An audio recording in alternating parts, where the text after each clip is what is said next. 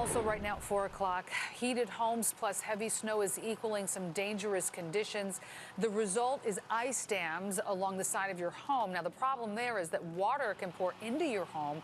That can damage the roof, the floor, and the walls. NBC5's Christian Farr has a look at how homeowners are coping. On this roof in Lombard, Tim Harkis has been taking care of a problem. We more or less save your roof. That does not just affect Jim Bastian's home. Looking at the ice dams, I was getting a little nervous.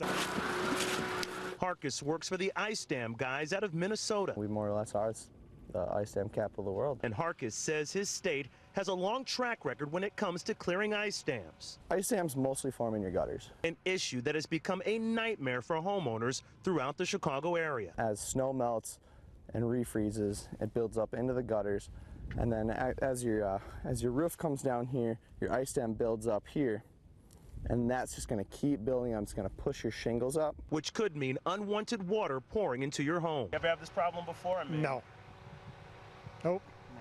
Just trying to prevent something. For more than 35 years, Jim Bastian has lived in this home and has never had an ice damming problem. Your fear was, of course, this is going to back up and end up inside your house. Exactly.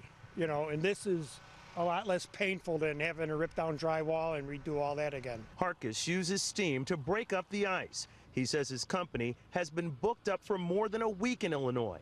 And Harkis' suggestion to homeowners dealing with the same issue? You got to keep the snow off your roof. That's the #1 thing that's going to help.